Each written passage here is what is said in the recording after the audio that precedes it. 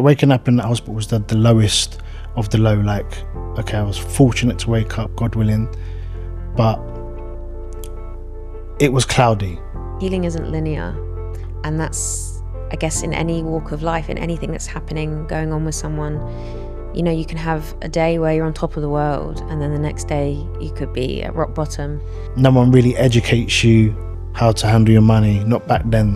No one really educates you how to have a baby at 18 years old while playing professional football. There's this release in boxing that I don't find in a lot of other sports. Yeah. I don't know whether it is just the sensation of hitting something, but Yeah. man, the emotions that can come out of me. You're trying.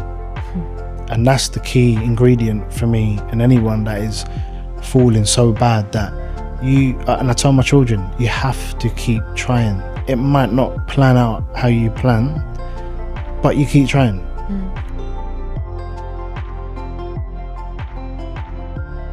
So Leon, when you hear the phrase, I got back up, what does it make you think and feel? When I hear the phrase, I got back up, it makes me feel that I am absolutely resilient. I put that title into my character just because I've fallen so many times. I've lost count. And the way it's made me feel is deeply depressed sometimes, anxious, lonely, but spiritually, I'm a spiritual person. Spiritually, there's been something that's brought me out, whether that's Jesus Christ or well, it is Jesus, I think it is, but to add to it my own character of just fighting back. So when I hear, you know, what when I hear those words, yeah, just something, it triggers something, but then also there's like a fight, basically. I get that. It triggers people, it triggers you, it can trigger me, but it also pushes you and it gives you that fight to keep going. It does. I mean, there's been parts where you can't see what's ahead, right? And when that's unclear, it does make you doubt yourself. It makes you confused. And I think you're going to have that vulnerability in terms of what am I doing? You know, like, what's my purpose now?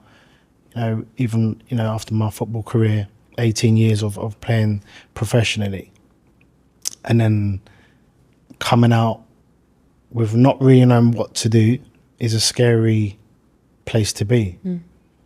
And, you know, it will play on your thoughts, feelings and emotions, especially if you've loved doing that and you've been used to doing that and then it's taken away. I think you're going to find out what your character is about, and I absolutely found out what my character was about. Do you think we're all born with this resilience, or do you think it's something that we find? No, I don't think we're all born with it. Really? No, I don't. I think, to speak for myself, like I said, I've fallen so many times that it's been so painful. I can't stress to you the amount of pain and tears and doubt of, like, why am I here? Thought process has been, but I've seen people go through things and not come back. True story. They can't come back. They won't come back. They just give up. And that's sad. That's real sad for me to see that. And I know it's sad, and I know it's so close to anyone being in that place where you just absolutely give up. And that's why I don't think it is born. I don't think it's something we're born with. I think it's just training your mind in the best way possible and understanding what this absolutely is for whatever it is you're going through, and knowing that you can come out on the other side. When we're going through it, I was going to say T, when we're going through it, we can't see ahead. We can't see how things are going to be years later. But we are in a vulnerable position. So at that point is actually your strongest moment of that decision that you make to move forward. That's a scary thing, the unknown. And when something is happening, we don't know what the next step is. We don't know what tomorrow brings. And it can be incredibly scary, I agree. Yes, it's absolutely scary in terms of like you say, the unknown, the not knowing what is next. But when I look back and I say to myself, well, where once upon a time was, and when I woke up in hospital a day after I tried to take my own life, and this was sort of after an amazing football career in terms of where I'd come from, and waking up in that hospital was the lowest of the low. Like, okay, I was fortunate to wake up, God willing, but it was cloudy, right? So, and the unknown comes into question as well. But having that feeling of what is next was absolutely crippling for me. But I always say this, and I look back at myself and I say, well, did you think a year later that you'd jump into a professional boxing ring? No, couldn't see that ahead. Did you realise that you'd be starting to build your own amazing documentary, which has been years, by the way, taken years to actually land, but God willing, it's going to come this year. But all these things that were massive highlights and different purpose in life, I didn't see when I was laying in that bed, waking up to obviously an attempted suicide. So that's where I feel like that's where we got to hold on. That's our strongest moment of, you can't see it. You can't see the unknown. But if you really, really, really try, I believe that then it's in us to do it. I guess when I had my accident and I was lying in hospital, even when I had my surgeries, I never would have thought that 4.5, 5 years later, I'd be sitting here today doing something like this. And exactly, and this is why it's commendable, right? Because, but obviously we shared a little something before this, we started this, and that accident is life-changing. That's the reality. It's life-changing. And your spirit, your character has to find that fight within you to even be doing and transitioning into something, again, which is unknown. Is nothing guaranteed for us. But my point to you is that you're trying. And that's the key ingredient for me and anyone that is falling so bad that and I tell my children, you have to keep trying. It might not plan out how you plan, but you keep trying. And I absolutely believe in those words. You have to keep trying, because I think when you're trying, you're doing. And you're doing. So well done. Thank you. And also, if you keep trying, you just said it, the plan that you visualize may not be that plan that ends up happening, but you may end up detouring. If you keep your eyes open, you may end up detouring with all the attempts of trying into something even greater sometimes. I think you're close to being as great as you've ever been, if not greater. And I guess when we can't see that ahead, it's confusion and lonely. You know what it's like to feel that desperation of, oh my God, like, why is this happening to me? I'm sure you would have said those words, like, how could this happen? Like, at the age that you was and the plans and the dreams you had. Same principle for anyone, like, whatever we're in industry wise, even when I was coming out of football, it was something I'd done all my life, and loved doing it, loved scoring goals, loved the adulation that came from it, loved being the man, loved it. And it was taken away from me out of my control. And that's the part no one really understands. not that no one really cares, because there's some people that care. There's still some beautiful people in the world, but there ain't so much many nice people in the world as well. So it's a balance to it. But in how we think ourselves, you know what, it's hard. It's hard for anyone having to come out of something that they love and have enjoyed doing and have had a certain pattern of doing it, and then it just stops one day. And I think that's hard to control, your thoughts and feelings around that. Absolutely. There's not a lot of things that are in our control. There are some, Actually, you know what? No, there are quite a lot of things in our control, but there's also quite a lot of things that aren't. And yeah, we're tested when the things that aren't in our control happen to us. That's when we're really tested. Really tested. I think I always go back off, like, my life has had many falls. Some people's haven't.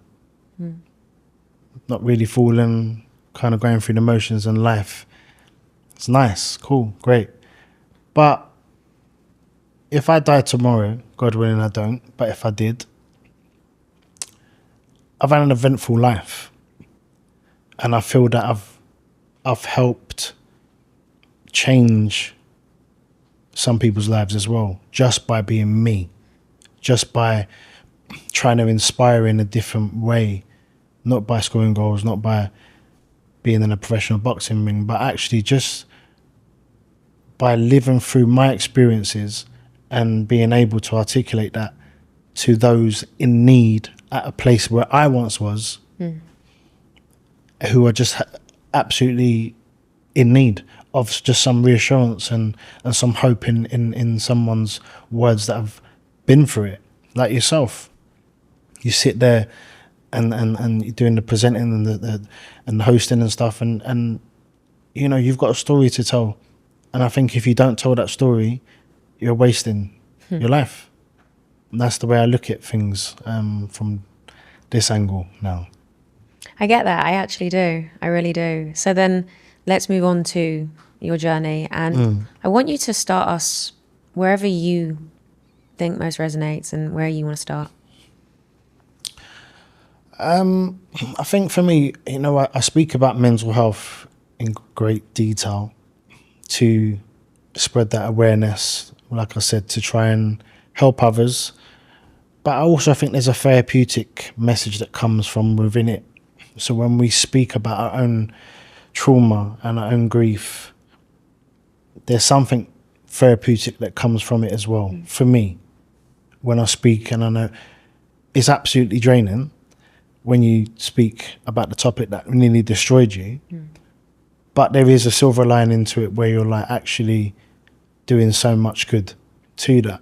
So if I go back, I think as children we're innocent, and it's a beautiful place to be when you're a child. When I go back to my childhood, I had so many beautiful memories, but also so many traumatizing ones. And I think depression kicked into my life when I was around maybe 7, 8 years old. And I think the first time I'd experienced I'm feeling very low was seeing my mum and dad break up and go through a horrendous divorce. And I saw things that a child shouldn't have seen, and you develop certain coping habits to kind of reassure yourself, but also try and cope with the insecurity that has come from what you've seen. And I always used to wonder, like, why do I feel a little bit like low? Why do I cry? Like, for certain things, why am I like this? I didn't really understand depression back then, so I was a little bit anxious, but I knew there was something in me. I've always been in sport from a young age, so that was my passion. That was my drive. I'm really a boxer turned footballer because I've been in the gym from 7, 8 years old, which was kind of a secret until I turned professional. But, the transition of sport, I've always been very sporty and active, and that was my release. I think it's so important for children to have that release And I think the generation now, which I do fear doesn't have that as much, is so different. You know, looking at my own children, they don't really have that release. It's not really so sport related now. It's not, there ain't no more youth clubs. There ain't no more, it's very just internet based, isn't it? I find, which is quite sad, you know, that social aspect of their go-to. My youngest daughter is 13 years old, and she's active socially, you know, and I think when we're that age, it's just, you know, being outside and playing in the park and like them days are gone. Like, I don't see it as much anymore. I think that's quite sad. But yeah, bringing it back to me, I think the childhood trauma developed certain behaviour patterns in my adulthood, and that, I guess that falls into so many areas of coming into money very quickly at a young age, not knowing how to deal with the fame at a young age, identity, okay, like it's great, but no one really educates you how to handle your money. Not back then. No one really educates you how to have a baby at 18 years old while playing professional football.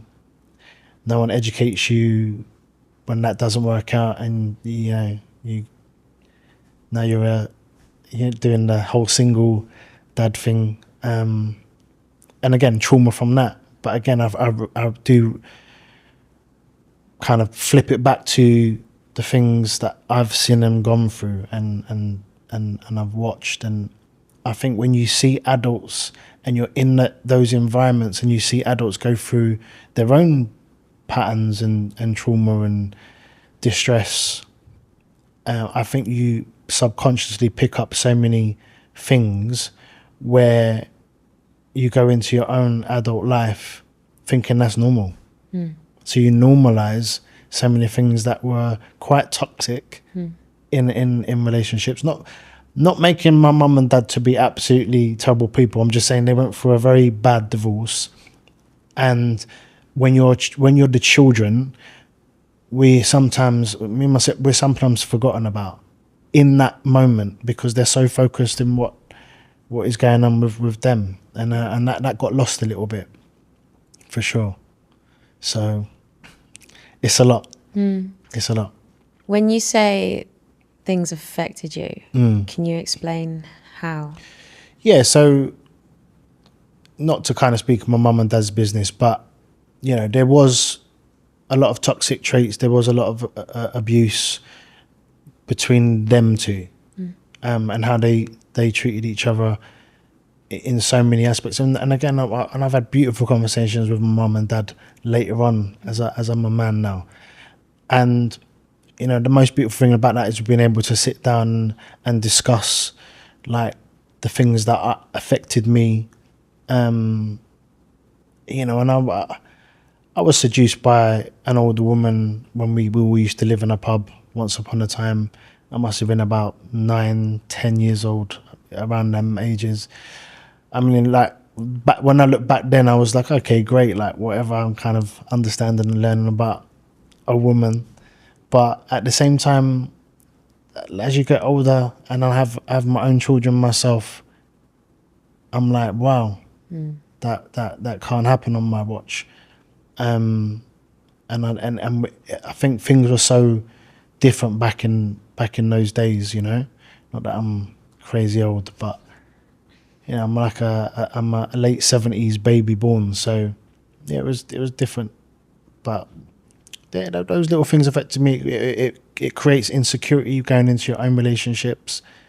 And when obviously football came into play, which was amazing, the dream come true. You know, I made my professional debut, you know, around sort of 17 years old I was when I made the first team and then signed a professional contract next day. It was just like the best feeling ever. And I felt on top of the world. But it's a fast, hard industry that gives you so much. but yet take so much away. And I weren't ready for the things that got taken away. And when we come back to the controllables and the uncontrollables, there was things I couldn't control. And I feel, going through divorce later on in life, going into prison after my football career, ACAT prison, all life-changing moments, all character building. What am I going to do, Is this going to finish me? It didn't. There's so many areas where, again, resilience has come into play, and anyone that knows me knows what I'm about, and I wear my heart on my sleeve. And there's a certain point where I look back and it's just, I can't even fit it all into this podcast. But there has been some trauma, to not go into great detail. I've made some stupid choices in life, and which has really crippled maybe the process and plans of what I had. And I'm trying to manage the best way I can to show the person that I want to be, just be the person I want to be. Because sometimes that's been hindered of so much noise in the background. An important point you made before actually was about how some things that we think are going on in our minds, or things that are happening to us or for us, or however you want to see it and phrase it, is that we think it's normal.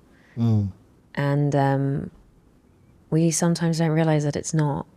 Especially the things that are going on in our mind, we become so accustomed to some of them, especially the darker thoughts.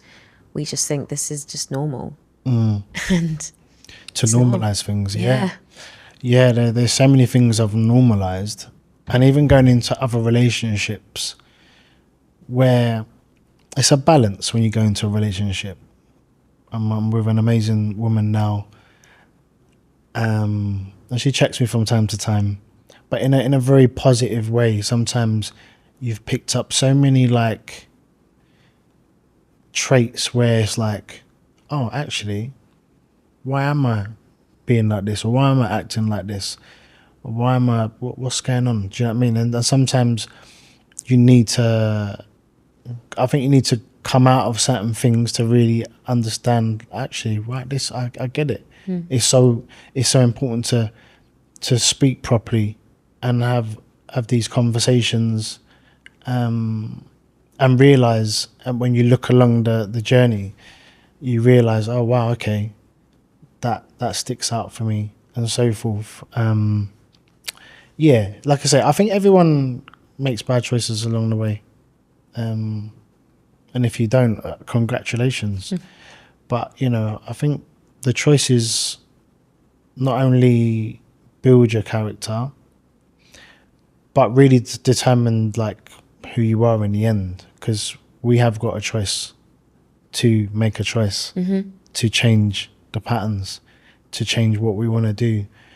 I had a choice to get out of bed when I was in the hospital, thinking I wasn't going to ever wake up, when I literally fell asleep, and waking up in that hospital with my family around me crying. I had a choice to make. To get out of the bed and fight back. I have this motto, and I say it all the time, to fight it. And I say, fight it, get help, talk, because from then is exactly what I've had to do. I abide by those 5 words because they help save my life. So getting up and making a choice to try and do, that was my motto. And that's what I've tried to always do. But don't get me wrong, some days still can be confusing.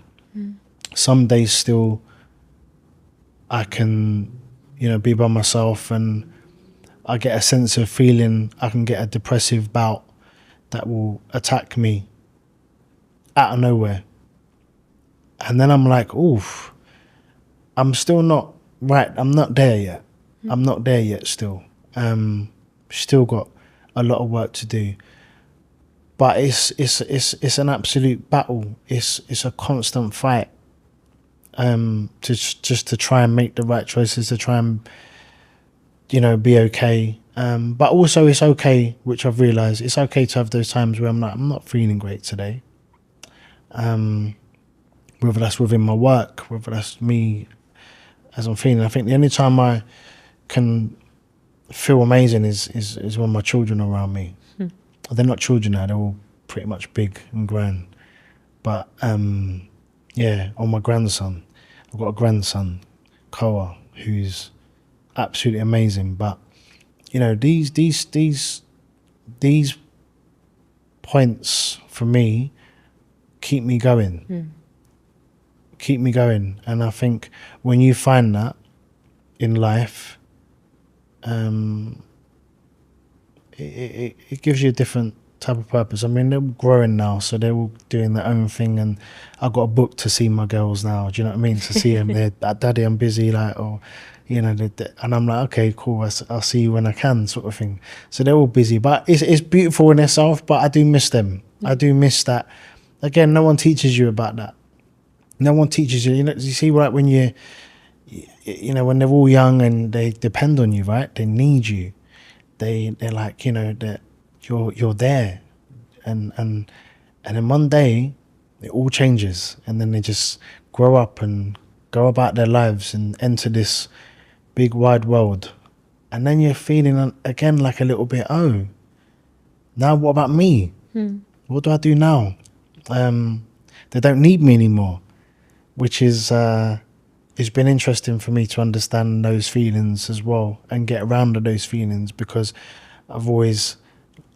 I loved, you know, my girls, the daddy's girls, do you know what I mean? And I've always loved that feeling. My son's a big boy, he's 30 years old nearly, so you know, we chat most days, and yeah, we chat about life and everything.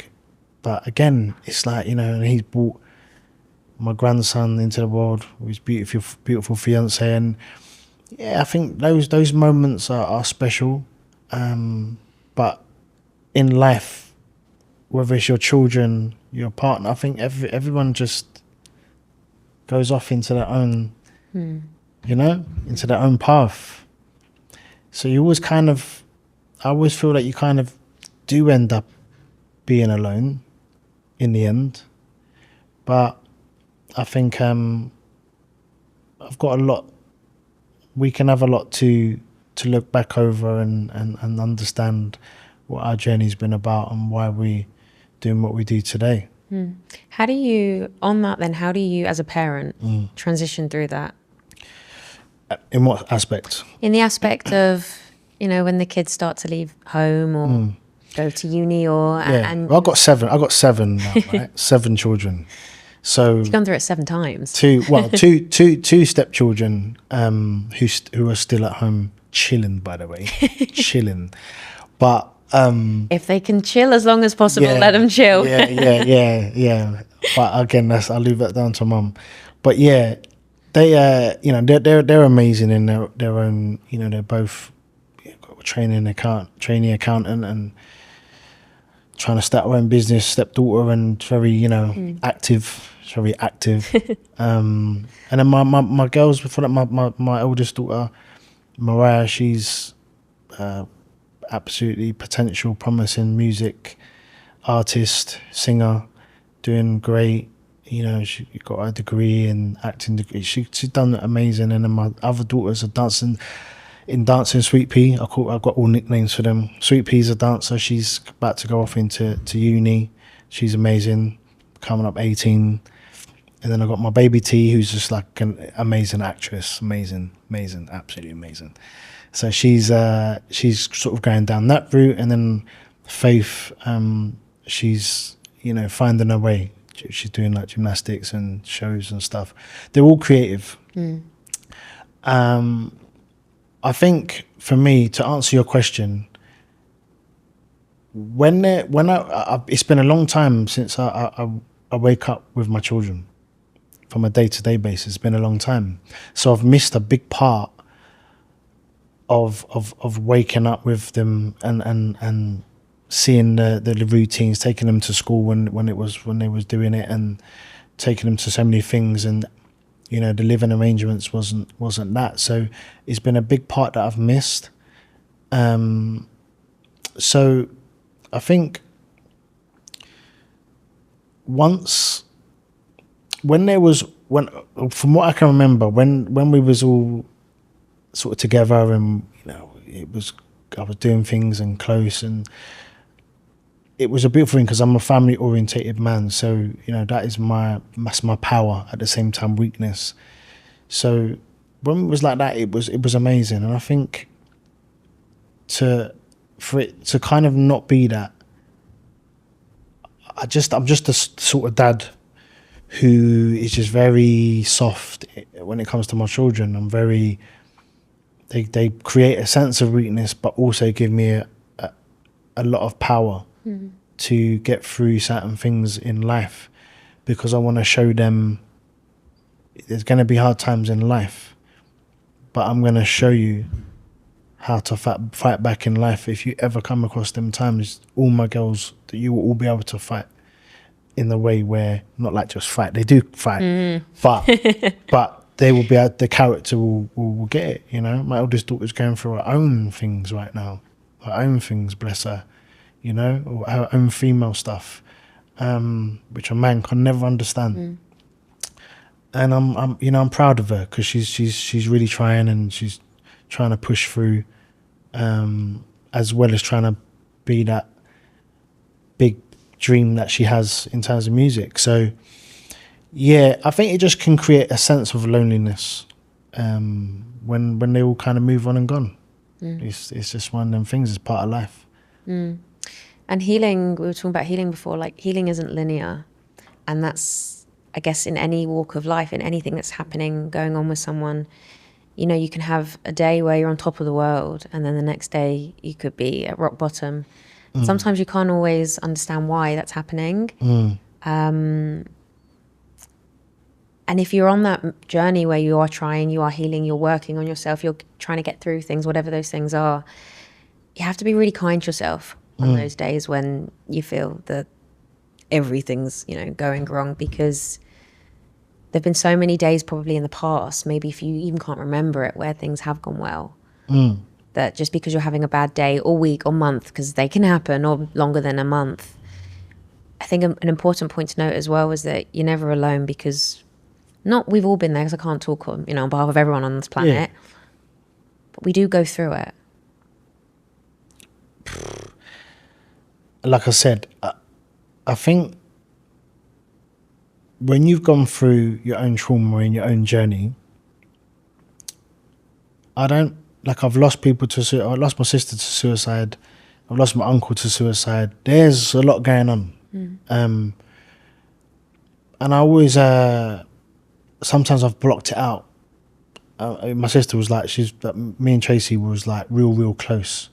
And she, you know, took her life at 23. And I don't want to focus so much on how and why she did what she did. But, you know, everyone's got their journey, and I think when things like that happen in your life and you're so attached to those dynamics, you don't get over it. The pain never really goes. You just learn how to cope. And learning how to cope, I mean, I still tick over, I still try and train, and even with that, when you mentioned the injuries you've had from your horrific accident, you know, money's bad. Like, I've had 3 operations on this right leg. I don't know how I still walk. I don't know how. But I've had 3 operations on this right knee. I ruptured my thigh, ruptured my Achilles, all on this side. I've had 8 operations in total.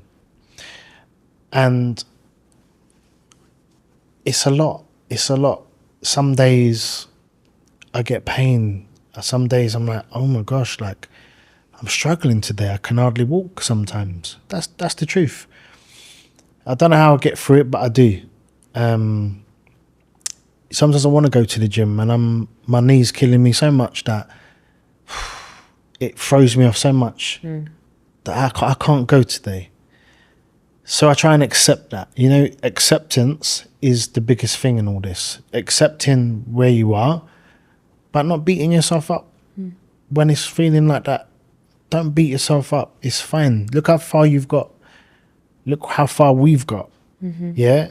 So what's the point in beating yourself up now? You've got this far. Look where you are. You've got this far. And actually, you've been through us. So how do we move forward? You know, God only knows. But I truly believe that with your own personal journey, there are certain things in that where you must hold on to. I think sometimes we forget, like you say, memories and the good things that we've been through in life. You know, when you go back to what you've achieved and what you've done, I forget the things sometimes I've achieved and done. And I've done it in elite sport twice. But you know what? It's understanding the process.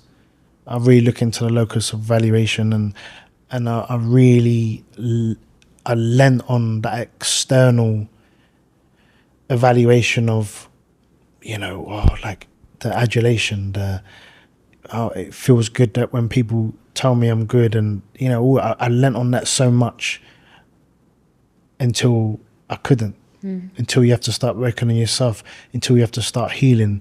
Now it becomes internal. So that internal evaluation that I've done and worked on, and that's through, you know, healing, that's through my own therapy, that's through all these areas of self-growth.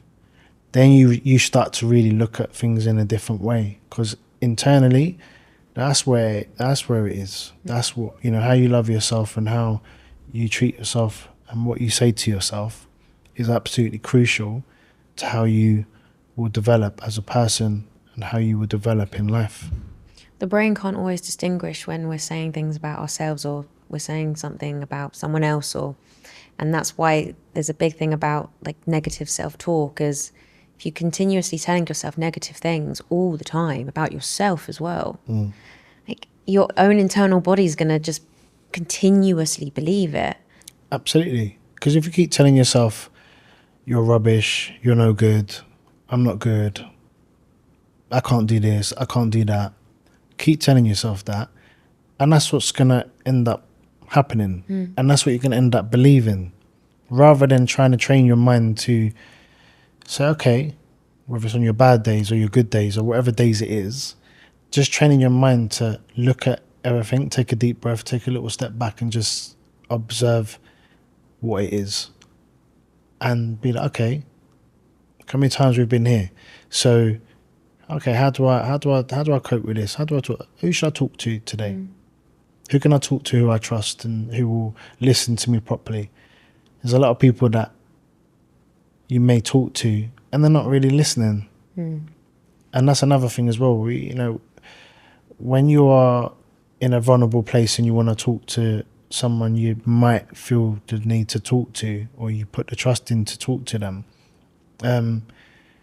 sometimes those people are not always listening because they're so self-absorbed in their own life and what's going on in their own life. They're not really present with you. So really choose and pick carefully who you talk to, because the listening part is the most important part. And sometimes all you need is someone to just listen. You don't even need the advice. You just need someone to be there, hold your hand, give you a hug and just listen. Yeah, like you it's not always about getting the right answers back, right? Sometimes I've always tried to fix what's come at me. I'm a bit of a fixer. I try to fix you. I can't always fix you. Sometimes relationships, I can't always fix you. I can't always fix you. But that takes time to learn that and understand that what that is. But you know what? Even for myself, I absolutely need to listen much more than I do. Even with my own part, I need to listen carefully. And then I pick up things and I'm starting to understand it a little bit more. You know, if she washes this, she's never going to live that down now. I mean... she's going to be like, you said you're going to listen to me more. Yeah, like, it's all part of the process. You know, but yeah, no, listen, it's just just from an overall perspective, we go through different things and challenges all the time. And it's so important. Like I've got a beautiful circle, and I keep my circle real tight. I don't, say no new friends, as they say. It's not so much that. It's just understanding what your circle is about. What do they do? Sometimes they inspire me in the way they are. They're all in different types of industries, very powerful ones. But wow, I'm like, okay, I'm when you're involved and you're in that, it starts to feed you a little bit. So yeah, they're inspiring. And even my partner as well, like, an amazing mum and a really beautiful person, and tries to be the best version of herself. But no one's perfect. We're not perfect. And it's always about learning and having that love to share. For me, I think love and that peace that's required in love is the most important thing. I don't think we talk about love that much anymore, but it's very important to me. We all want to feel safe. Yeah. And secure. Yeah, I think feeling safe, feeling at peace, and secure is I think is the ultimate feeling of And breathe out. Just breathe out, and just you don't have to always keep looking over your shoulder. And I think we just need to show more love in the world.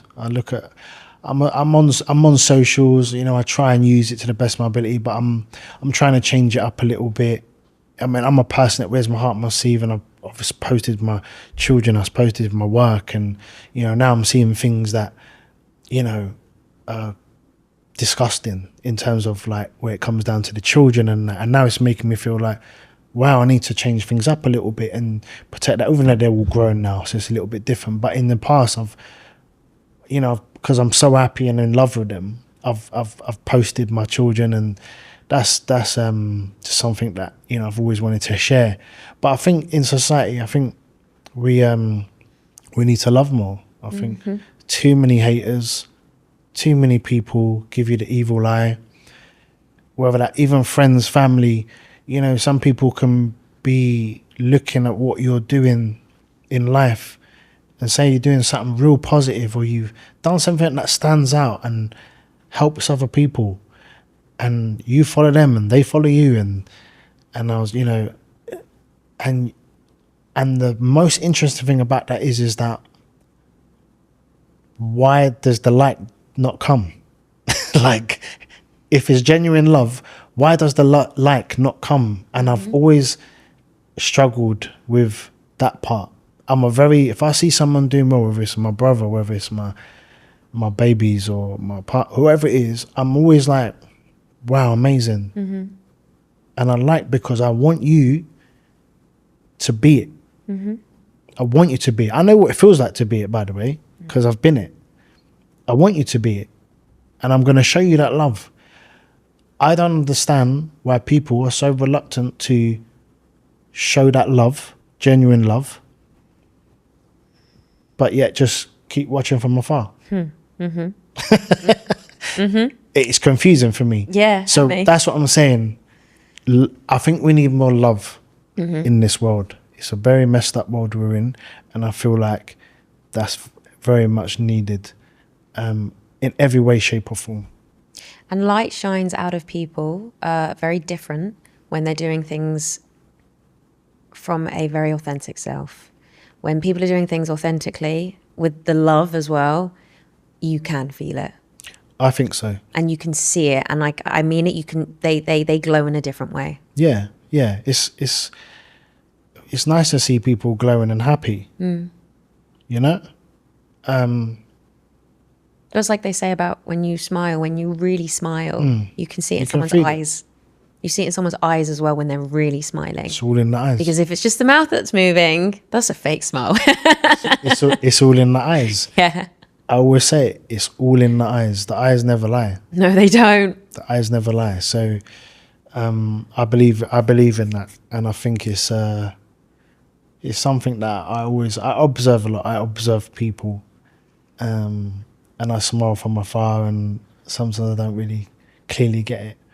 But like I say, coming back to ourselves, it's, just keep doing what we're doing, and trying to make an impact in how we do that, and the transitioning and understanding that. But to kind of bring everything to a deeper meaning. Like, I'm a spiritual person, so I always feel like there's something a little bit more to the whys on how we're doing what we're doing. So I like to believe in that, because I think that without faith, I'll say we're a little bit lost. And I really depend on faith, and I really depend on Jesus. That's my go-to when all is said and done. Like, I really depend on God too, and it always comes through. Even at my lowest, it wasn't my time. It absolutely come through. So that's my part. That's my journey. But what I will ask you is, how are you actually feeling, and how are you actually doing, truthfully? In what scope? Because that's a very big question. The very big question of how you're feeling today, even though you're sitting here doing a wonderful job and presenting and hosting me, which I absolutely appreciate. But how are you feeling within yourself? I woke up and meditated this morning. Do you meditate? Yeah, I do. Not every day. Sometimes I go for a very long time without doing it, but I did this morning. I've never done it. Have you not? I find it really hard. I did at the beginning, and don't worry, I do still sometimes, but right. I know it's one of those things, I'll go back to that, but we were talking just before about, training your body. When you go to the gym, you train your muscles. And it's the same way you train your mind. Of course. You don't realize you do need to train your mind, and you can train your mind into thinking new ways, new habits, new thoughts. But it's even the same with meditation. And they say that with meditation is that when you first sit down, and that can take a really long time of what is going on? What am I doing? My brain doesn't stop for the whole 10 minutes or longer. But it's a practice that if you just keep doing it, you don't always see the effects there in that moment. It can be the way you react to a situation may be calmer or different. That there are things that can start happening in your everyday life that I think through meditation has helped and changed. So I think it does make you sometimes a bit calmer, think differently. Sometimes it makes you become more present in the moment. Yeah. I read a lot of self-help books, and don't get me wrong, I don't remember a lot of it all the time. But then something can happen, and from one of the many I read, something can go ping in my brain, and I'm like, oh yeah, let's just do that thing that one book told me to do today for this 1 second. How am I doing? Every day is different. Yeah, no, I like that answer. And the reason I asked it, because, you've been through a traumatizing event in your life. And I know how that feels. Injuries was psychologically damaging for me, and even still is. So some days I find really hard. So, and even when I'm in work environments, no one really asks you those questions. No one really asks you those questions properly. So I think it's important to sometimes ask, because I don't know how you're feeling today. You might be an amazing actress, for all I know, because I was an amazing actor. But the good thing is that, the question's getting asked. And I think that's another thing that needs to be asked more and more, because we never really know.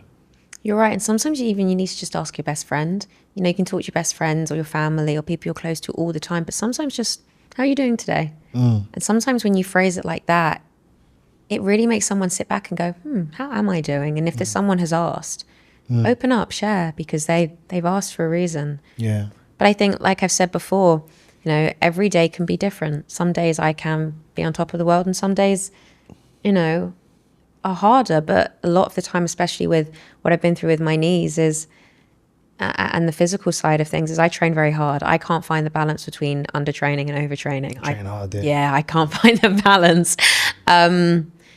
But there are some days when my body, believe me, it reminds me. And I think being 30 years old and having had, I remember at the time I was 25, having 2 knee surgeries.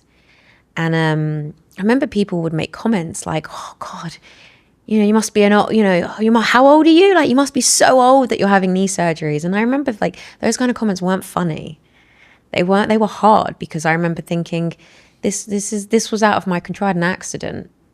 I had an accident. And people would make comments, oh, you must be so old, 25 years old, having knee surgeries. And I was like, this isn't funny. I wouldn't have chosen to have knee surgeries at 25.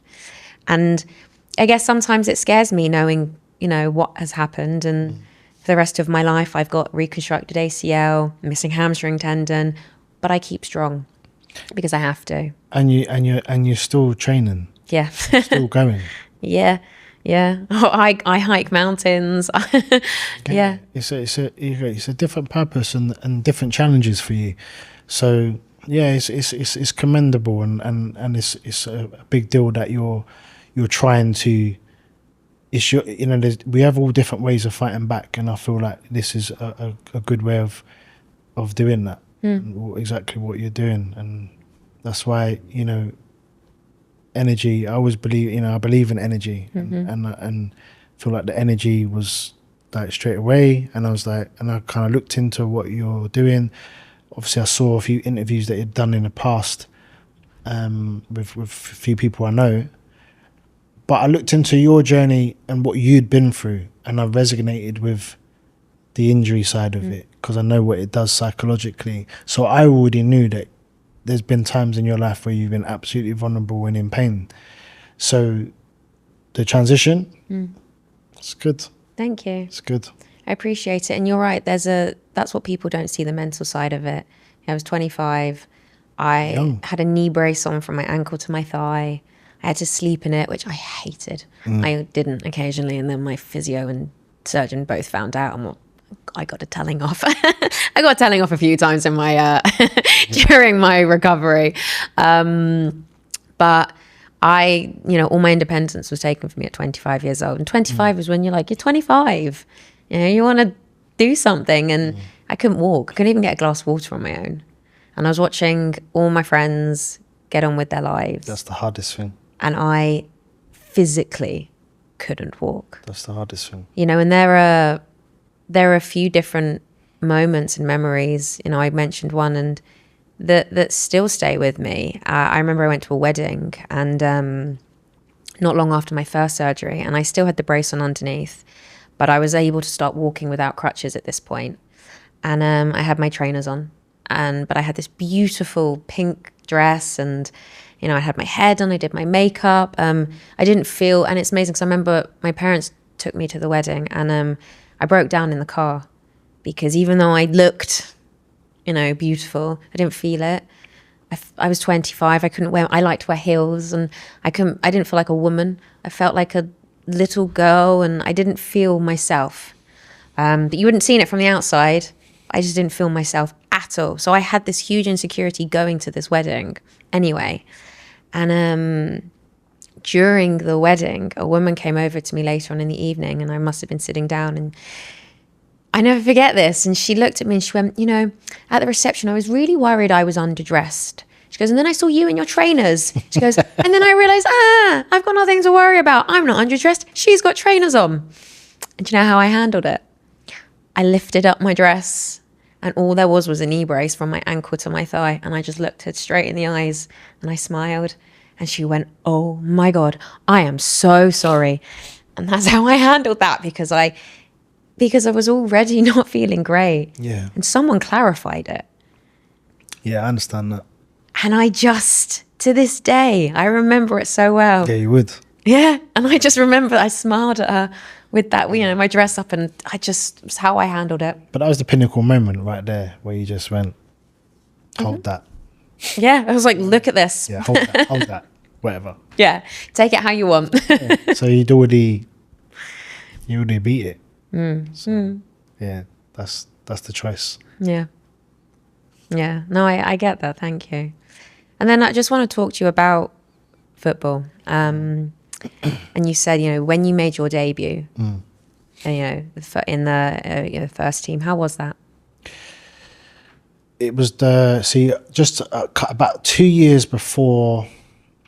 Yeah, about 2 years prior to me. No, I would have been about 14. Yeah, I was about 14, and I remember watching Ian Wright and Mark Bright at Selhurst Park, and I was like literally standing up, and it was just stands. So I was just standing up, and I was just watching them, and I was watching Brighty because he was very charismatic, and it was just the way he played and his enthusiasm, and just learning a lot, and I was like, I want to be this. I want to see what he's doing. I want to be that. I want to be like not you, but I want to do this. And I kept it in my head, and I always believe in visualizations, and I visualized, and I was just like constantly visualizing, and I used to go to bed every night, and I used to dream about like scoring goals at Selhurst Park, and literally, kid you not, visualize, go to bed, scoring goals. Obviously, I watched Escape to Victory with Pele, and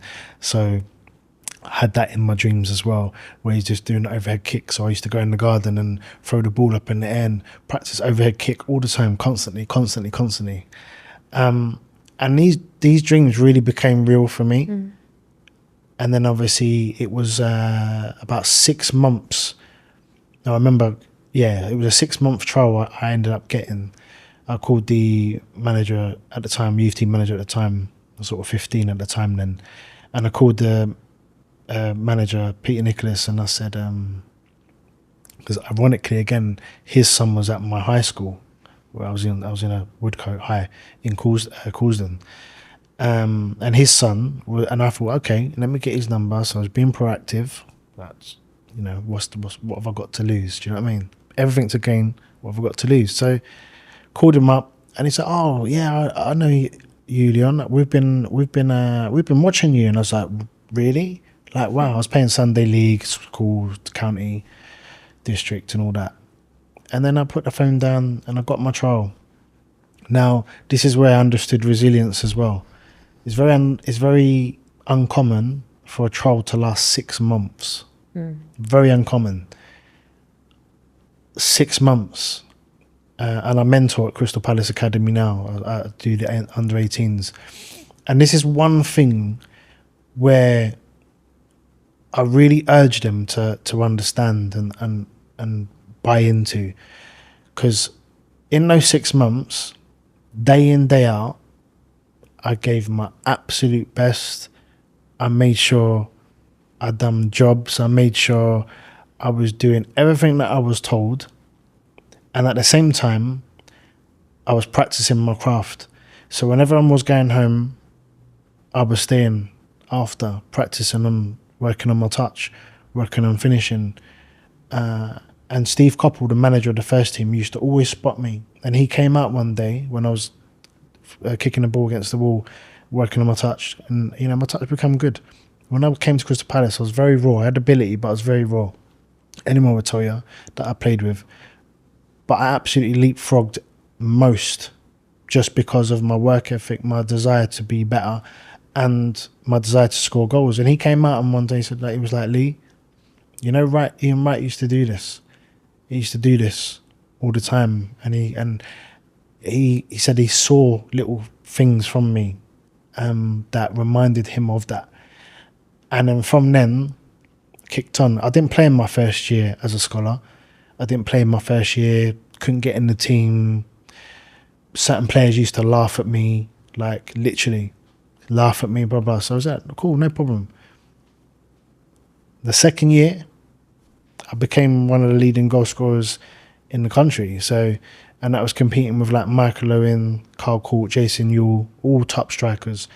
And, from not playing in your first year as a scholar to then being like one of the, promising youngsters. Never did make my England debut, but, failing that, I made my debut at 17 years old. So it's only another year later, and I was in the first team anyway. And that would be the most life-changing, dream accomplished feeling that I've ever had in my life, because at 17 years old, I'd visualized these, being at school, I'd visualized it. I'd literally visualizing every moment of scoring these goals, and I scored on my debut as well. I literally scored on the evening, should I say, and I got man of the match.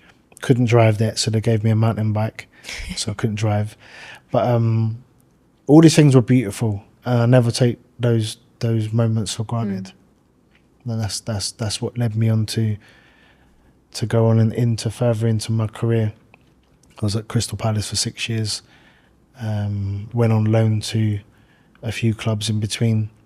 Ended up going to a Peterborough on a permanent, which I really found myself then as a striker, and really, identity wise, I knew who I was, sort of getting to there, and then got back into the Premier League with Norwich later on. But I had a horrendous knee injury at 21 years old at Palace. I got tackled, a terrible tackle, and career threatening, and that's what snapped my cartilage in half. So I didn't think I'd play again. So you can imagine what my mind was doing. But I managed it. The club looked after me at that precise moment in time, and I had a season out, couldn't do much.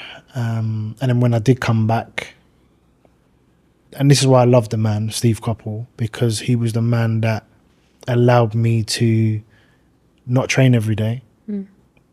Might go to a pool or gym or whatever, but I'd only train on a Friday and I'd play on the Saturday for the whole season. I couldn't train because my knee would swell up, like in a way where I couldn't even move. So he allowed that, so that gave me a chance to get my body back. So I really appreciate that. And then I went on to I had to sort of adapt to a few things. I maybe wasn't as fast as I once was, but I absolutely became explosive and very hard to play against. And that's what I managed to do. And when I mean there was a strength that came from me, and you can ask my teammates and ask anyone that played against me or with me, they know that strength was not normal. So that's what I focused on, and obviously ability to score goals and be that team player. When you went through the injury and you said it was career threatening and you were 21. Yeah. What was going through your mind? Because when anyone's faced with an injury like that in life, and it's like, well, how am I going to get through this sort of physical injury? I couldn't even think that far ahead. I just remember just going through, the first operation wasn't successful. The second one, a little bit better, but it still wasn't right. I was still getting a bit of pain, and now I have no cartilage left really, so it's just bone on bone now. So I miss running, but I have to try and do different things to, put in place. But I was just, I can't even explain in words to you how it felt, because this is what I'd always dreamed of doing. And then I've literally reached, the professional level, and it was going well, and I got promoted into the Premiership then. It's Premier League now, but I got promoted into the Premiership at 18 years old. And then, playing against Tony Adams and Martin Keane and Keown, and just in awe of oh my gosh, like seeing all these players, and it was just amazing. But it could have all been taken away in a heartbeat, and I think that's the scariest thing, it all getting taken away without your control. So what I could control was how I bounced back, and that's just been my nature all my life. It's tiring bouncing back. It's tiring. I get that in my own way, because I could have died the day I had my accident. I didn't have a helmet on. I could have hit my head, or I could have fallen very differently. So I'm very aware that I could have died that day. And that's something I don't remember every day, but then sometimes it hits me and I'm like, oh yeah, I could have. So I do get what you say in my own ways. Yeah. It was crippling, but temporary. It was temporary. And then once you come out of that feeling of, oh my God, what am I going to do? Process in your mind, then that's when it really gets interesting. That's when the real you comes out. That's when the real power comes out. When you are looking up and you're like, am I gonna get through this?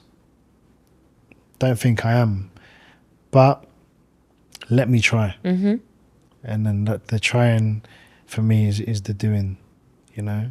And I always say when someone says, "Oh, how you doing?" Blah blah blah. I always say, "I'm trying, but I'm doing," because the trying is doing. It's when you stop trying, that's when I feel like you can be defeated because you're not trying anymore, and that's in anything that you do. I like that. I'm trying, I'm doing, I'm going, sort of thing. That's it. I never used to say the doing bit until someone pointed out to me, and they say, I think it was when I'm studying to become a therapist, so I'm in my last year now. So hopefully this time next year I'll be a therapist. But I remember someone asked me, "Oh, Lee, what are you up to now? What's going on? What you doing?" I said, "Oh, I've been at uni for like 3 years now. I'm trying, but I'm trying." And they said, "Well, you're doing then. You're doing. No, you're doing." I said, "Yeah, I'm doing. Yeah. Well, you're trying and you're doing." Yeah. And then that's what stood out for me, and I just always have that now. When I tell my kids, I said, like, when they said to me, "Oh yeah, Pops, I'm trying, Pops, I'm trying." I said, "Well, you're doing then. Keep doing. That's it." It's a really nice way of reframing it. Yeah. Trying is doing. Yeah. You're doing, so. Absolutely. Just don't stop trying. I agree. And I gotta take my hat off to you, because you were the person that reached out for that football trial originally. Yeah. And that's a lot of us don't realize in life that sometimes, sending that email, making that phone call, that can be that pinnacle moment where your life changes. And you do have the capabilities and the power to do that. It's the fear factor. Oh, yeah. I've done something a little while ago. I posted yesterday, actually, about fear. It's like our biggest fight, you know. Once you get past that, it's all yours. Because you've got everything to gain, nothing to lose. If you don't make that call, it might not happen. Exactly. If you've got a dream, you can do whatever you can possible to go and run after it. You have to try. It might not be your plan. It might not be for you. But you're going to know if you try. That's it. If you don't try, you never know. Exactly that. And then you said towards the end of your football career, that was out of your control. Yeah. First of all, what happened? But then also the transitioning of, this is, I'm not playing football anymore. What do I do now? Well, sport doesn't teach you how to cope with divorce, how to miss your children. So all those things took part in my life towards the back end of my career. I was facing some horrendous injuries and just struggling mentally to cope with what was next. I didn't really have any plans for what would be life after football. And you'd be surprised when you're once a Premier League footballer and then you're not. And then the people you've once had around you, the influences around you, friends that you thought were friends, just literally going step by step, just literally disappearing. And that's why the circle at the time is so important. But I was probably just lost. So my thought process became a little bit cloudy. I made decisions and choices that I shouldn't have made. And then you know, realize that, oh, okay, now I'm in prison shortly after. So around sort of 2012, I end up in ACAP prison in Wood Hill. I mean, again, like, this is through a driving situation, paying someone to take my speeding points for me. It's just cloudy judgment, stupid, putting my trust in someone that was doing it for all the footballers, and everything landed on me. Cool. So here's another chapter. But, you know, going in a place like that not only humbles you, but it's not my life, it's not for me. And I had to really think fast. I was probably about 33, 34 at the time going in, and I had to really think fast to how am I going to get through this. It was 6 months, and that felt like 6 years. But I did it, got my head down. There's a few people in there knew me from my life, of what I'd achieved. So I was quite taken back by that, because I was quite respected. I don't know if that's because I was a little bit older. I wasn't like a kid going into prison. I was older. So the Muslim culture in there really looked after me. The brothers in there looked after me, and I didn't have to pay them nothing either to look after me. They just respected me as a person and who I was, and so I didn't really have no problems as such. But what I did do is get my head down. I got myself a job in there. I was cleaning, I was in the kitchens. I was doing a lot in there just to keep myself active, because I can't just sit still. And that was pretty clear for what it was doing for me. And I trained obsessively. Like, I trained hard. I really trained hard in there. And I started writing. I just started writing a diary. And that diary was a daily diary. I observed people. I was pretty much interviewing people in there. I was interviewing the kids that were in there, were just in there wasting time. I was interviewing experienced guys in there. I was interviewing the screws in there. I was interviewing everyone.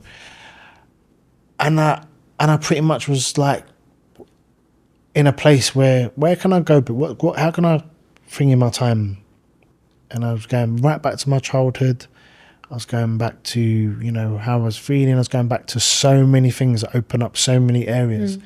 And then, yeah, when I did come out finally, I got approached by a publishing company, and they said, like, oh, do you fancy writing an autobiography? And I was like, are you serious? And it's what I'm saying by visualization and just being proactive and doing what you're trying to do. So I'd already written pretty much half of my autobiography by myself inside. So when I came out, just put it all together. Obviously a ghostwriter I had to, because I'm crazy dyslexic and ADHD probably to the max. So I had to get someone to ghostwrite it for me, but the foundation was there. And then I've had an autobiography come out shortly after called My Fight with Life. You know, in my meditation this morning, they told a story, and it was about how in the story the guy, I think, loses his horse. And then the next day, and all the neighbours are like, oh, you know, how bad, you know, it's so sorry for you. And then the next day the horse comes back with 3 horses. So he now has 4. And then his son rides one of these new wild horses and falls off and breaks his leg. And all the neighbours again are like, oh, we're so sorry for you.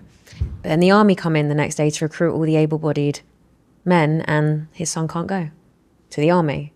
And then the neighbours are like, oh, wow, congratulations, your son can't go. And my point of telling that story is you basically just said that. You were in prison, you were writing, you know, you had no idea where that was going. And then you come out and all of a sudden someone comes to you and True says, story. do you want to write a book? And you're like, well, for the last however many months, I've been writing one without realising. 4.5 months to be exact. So, well, see, there you go. And I think that kind of summarising as well a lot of the things we've spoken about, which is sometimes the things that are happening, you know, I can't say everything, but some of the things that are happening, Yeah. they're happening for us. because then something the next day or the next year happens and it all correlates together. But we have no idea at the time. I wish we did. It goes back to so many places, but again, it's like, it's all about choices that we make at the most vulnerable times, at the most successful times. What choices are we going to make to really make it what it is? Like, so when I went into prison, I could have absolutely flopped and given up and just completely wasted my time in a place that is just stupidly horrible. And a waste of time for me. It's a waste of time, waste of life. But, you know, there's people in there that it's their life. They're accustomed to it. And that's it. It's easy for them. They get fed, they get what they need to get. They do what they need to do. They work in there. They're good. So sometimes coming out into the unknown is horrible for them. So there's very different lives in what it is. But the choice I made was to try and be productive as I can and look after myself, stay in shape, and then write. Because writing is sort of healing for me. And I like to write. So, those choices are crucial to what determines your future. Sometimes the choices we make today, we don't even realize are affecting tomorrow, impacting it even. Yeah. Whether it's through visualization, manifestation, sometimes we don't even realize. No. And then transitioning into boxing. How? Why? So I'm from a very famous boxing family. So my dad was a former British European champion, boxed at the Olympics, 1976 Olympics in Montreal. Amazing, he's my hero. And my uncle Duke was a former 3-time world champion, who, again, that, you know, just having that speaks for itself. So it's in the blood. It was in my DNA, and I've grown up in boxing from sort of 7 years old, because my dad, we had a pub when I was around 8-9 years old, and there was a boxing gym downstairs in the pub, and I just used to go down and observe and watch all the fighters that used to come in. Someone that I speak to today who's very influential, called Mark Prince, who lost his son to a stabbing many years ago, Kyan. What an amazing man he is, by the way, just to give him a shout out. But, you know, going back to my reasoning, we wasn't sure if I was going to go boxing or football when I was in those early teens. I chose football, and I think I made the right choice in the career I had. And I played every level and scored at every level. And I think that's some doing, just considering it could have been boxing. Boxing came into my life at a time where I was 35 years old. I'd lost everything, really. And when I say I've lost everything, not just the houses, the financial achievements, the wife, the kid, I lost everything. But in terms of identity, I'd lost me. I didn't know who I was anymore. And I was very low again. Obviously, you got to look back many years, a few years before that. I'm waking up in hospital trying to take my life because of the trauma that I got from injuries. And moving forward a few years now, I've gone into prison. Now I've come out of prison, and I'm like, what's my life going to be like now? What's going to happen? What's going on? Boxing was my only go-to. I didn't have anything else. And I had to find a way to fight back. And I had to literally fight back. And I told this story when it first happened. So although Tyson Fury went and told it thereafter, I was telling this story way before, to understand, to lean into my family DNA. And yeah, I jumped into professional boxing ring, and little did I know we wanted to win something, but I didn't know what I was going to win. But we went in, and 11 pro fights later, at 35 years old, I retired at 39. I won an international masters title. I fought for English title and I fought for a Southern Area title. I lost those 2 fights, one by split decision and one by because I was completely exhausted in a fight which got fight of the year, and I'd given my everything, I'd given my all to a sport that wasn't my first choice. But I'd given my all and succeeded, and that's why I retired from boxing the next day in 2017, because there was no more. I was 39 years old. There was no more to go, no more room for that. But I was happy with what happened, and what I did and what I won. But the fight was so much more than just jumping in the ring. The bond that I got with my dad, each fight, like, it makes me emotional. Like, what that, you know, when I said to him, when I gave him that call and I said, Dad, like, I'm struggling again in life and I'm not going back to doing what I once did once upon a time, but I feel like I want to jump into the professional boxing ring at 35. He paused and he said, let's go. And then I started training. I trained every single day for a good sort of 8-9 months with my dad in the gym every day in the East Dulwich. And that process, that journey was a beautiful journey because I was fighting for so much. And then I made my debut 2013. And then, again, people laughed. What's this footballer doing? Jumping in the ring, blah, blah, blah. The same people that will look at your things today and not like and not say nothing. But at the same time, I did it, you know? Won one fight, won another fight, won another fight, won another fight. And then everyone starts taking notice. But everyone just forgot.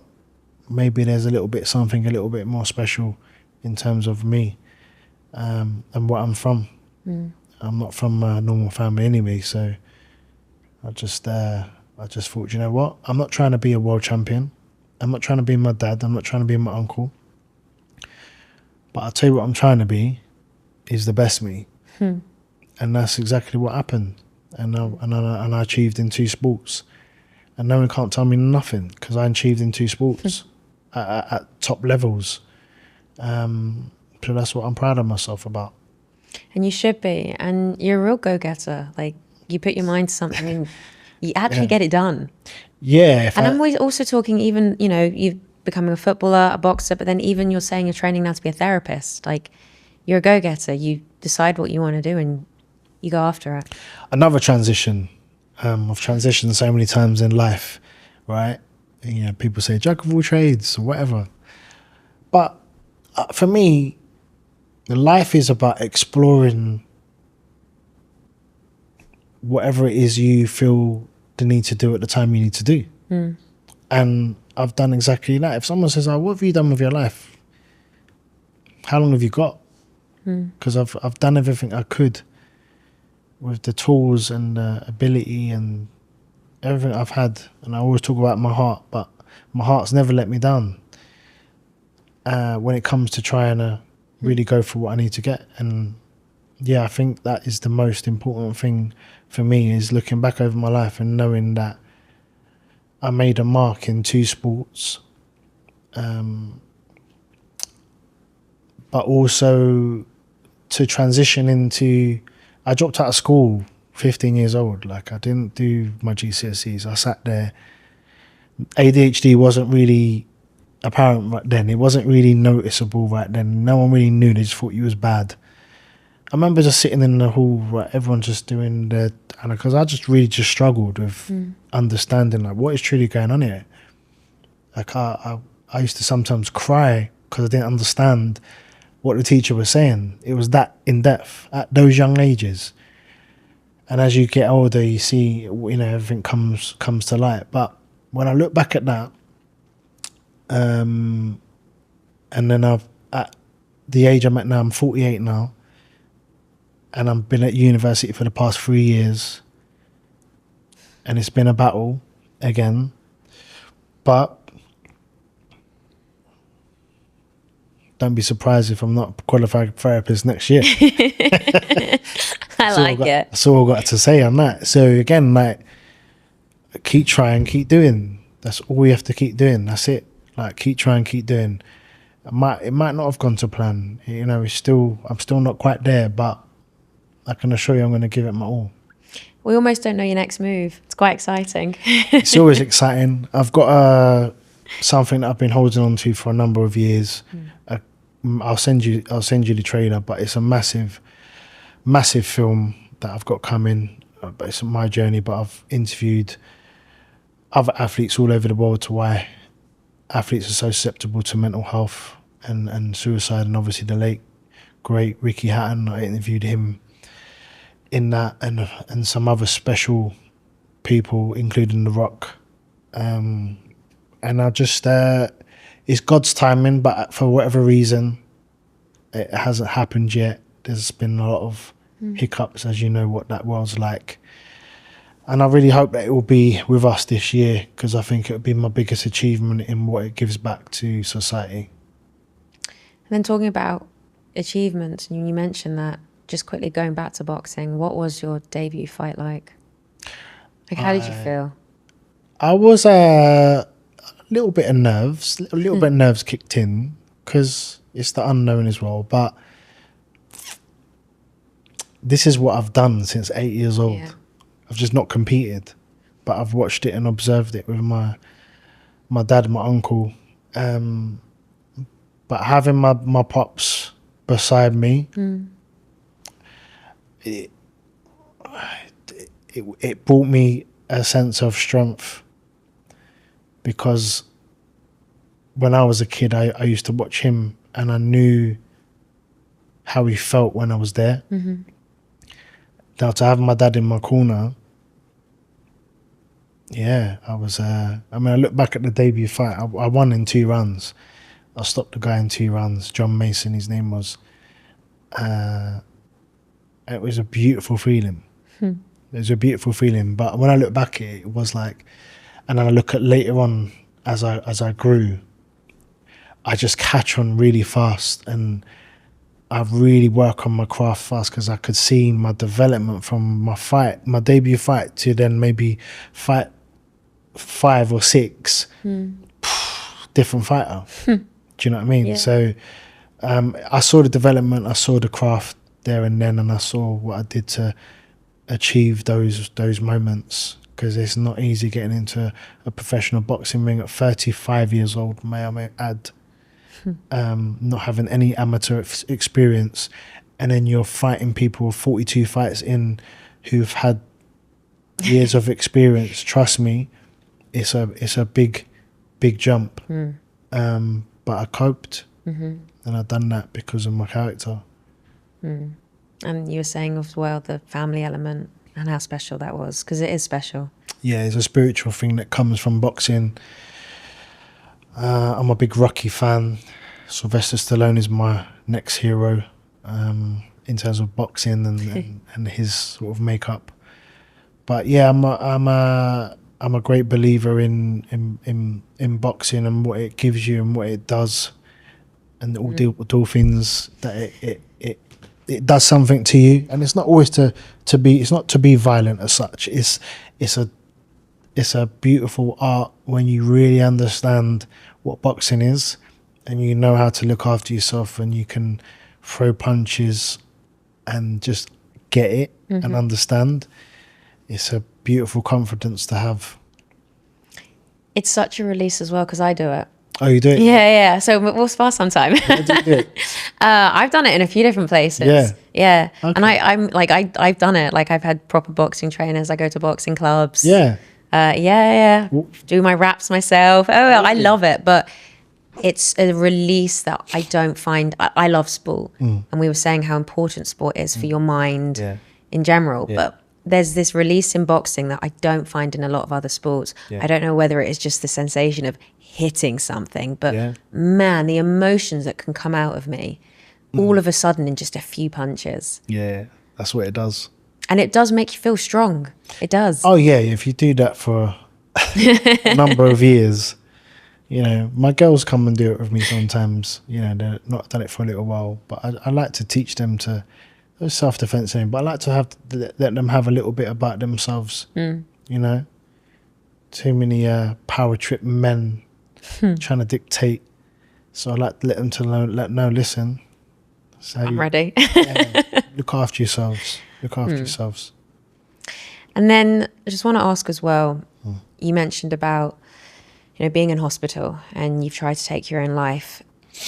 What was the decision to keep going when you woke up?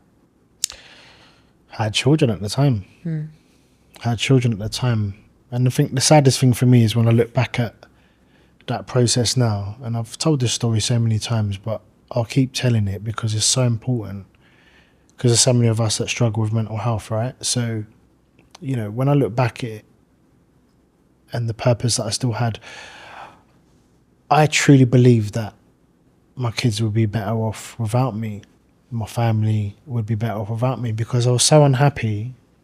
I was tired of being unhappy around everyone else, of the way I was feeling, what my mind was doing to me. I wasn't in control of it anymore. And I couldn't accept that feeling. And I feel like if it wasn't for my children being here, I don't know where my life would have ended, if it would have been then or what. But they like I said, they gave me a power when I woke up. Okay, it's not worked, but I'm still here, so that's got to be something. That's the reason for why I'm still here. So how do I continue? I think my biggest thing for me was you see where society is now, and everyone can go on social networks and you can go on the internet and you can see certain things. You type in my name, you'll see, you know, certain things. My kids can go on the internet and they can see certain things that could be quite traumatizing for them. So when I speak to them now, and I break down the process and I try and get them to understand, this is where daddy once was. What did I say, daddy now? But Pops once was. This is where Pops once was. These are the reasons around that. Here's the thing. I've taken all that on. I've done that. You don't have to go through that. At the same time, what I'm going to do is everything that you hear me speak about is about how you fight back and how we come out the other end, and how we transition into different careers and how we transition into different areas of life. That's the biggest fight. And that's where you become a proper champion in life. It's not just about football, boxing. It's about who I became and what this truly is. So my purpose is now to help others to save lives in a different format, to inspire, to go on and try and give people a different sense of belief, a different sense of hope and faith. That's it. Just go by that faith. Not everyone has children to wake up to, you know, and not everyone has that person to confide in. So that was my journey. I can't speak for others because everyone's got different journeys, but I really truly believe that there's a purpose in all of us. We've just got to really search for what that is, whether that's your children, whether that's your partner, whether that's your mum, dad, brother, sister. There'll be something to hold on to. And once you realise that, then you'll be on your way. But soulfully, it's about yourself. It's not really about my children. It's not about, you know, they were a power up until what it was, but it is actually about what you say to yourself, what you do yourself. That's where you're going to really see the true greatness of what you mentioned earlier, of what is in your character. That's where you see your true greatness. And then with all of that in mind, what advice would you give to somebody that was going through a very dark stage and they were at the point of wanting to give up? Yeah, this has come across me a few times in life, and I always say, at your lowest point, you can't see that clear picture of what life looks like anymore. It's cloudy, it's lonely, and like I said before, you feel like you'd just be better off out of it. But I always look at it like this. You see, if I left my children behind now, that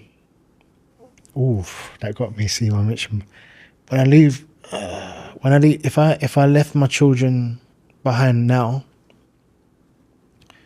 like, what's their life going to be like? Knowing that I'd succeeded in doing something that I didn't really want to do, but that's how I felt at the time. To know that I would have left them behind, that's why I do what I do. That's my biggest fight. That's why I tell people to hold on, because what you leave behind, that's the real pain. That's the real pain. Because you never really get over that. And we have to find a way to move forward and do the best we can on the good days and the bad days. Do you see what I mean? Mm-hmm. And that's it. Excuse my emotional side, but it's just when you kind of go back to reminding yourself of the whys, I'd tell someone to just understand what you're leaving behind, understand the pain that you leave, understand you are loved, and you have to find a way, because there is a way. That's it.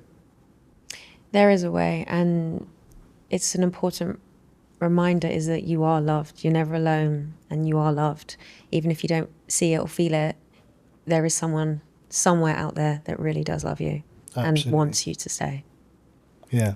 And just on that, actually, if with all of that, what would you say to somebody for that first step? If they were like, okay, I'm going to stay, but what shall I do? What's the first step I should take? Talk to someone.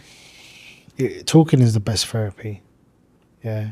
You have to talk to someone, not necessarily professionally first, but talk to someone that actually really wants to listen and really cares, and maybe does love. And when you feel that, let go and talk to someone that you want to confide in, and let it all out, and then look at the next steps of getting that professional help, whether that be through therapy, one-to-one stuff, group discussions, or whatever it would be, whatever's comfortable for you.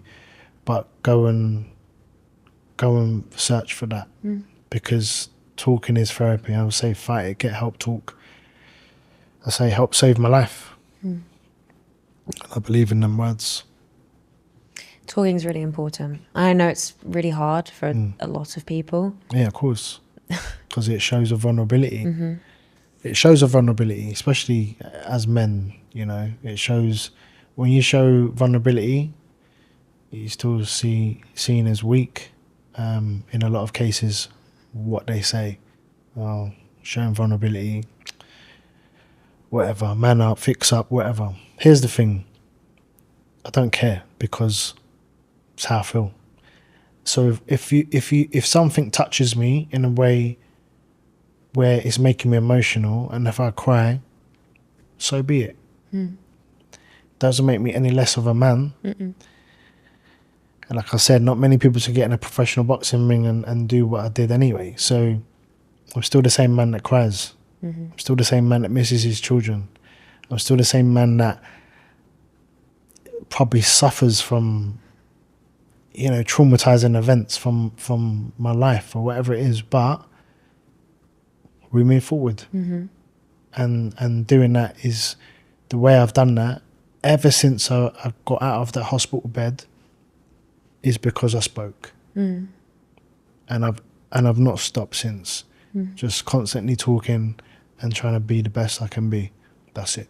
And like we said, boxing is a release, but talking is a release, and crying is a release. Yeah.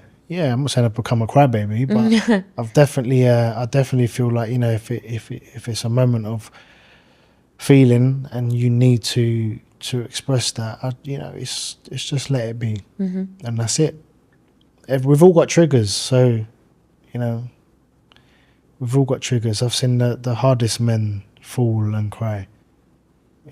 For me, they're the strongest, just because you're allowing yourself to be in that emotional space. It's not about a judgment. It's about being vulnerable at a time you need to be vulnerable, because that creates the biggest strength. Vulnerability is strength and bravery. Yep. It really is. Is there anything else you'd like to share today? No, I think I've said as much as I can in the space we've spoken. Appreciate getting together with you, and I absolutely wish you all the best with whatever you got to come next as well, and have to see what you're like on the pads. Definitely game on. Sure. Well, perfect. Thank you. Bless.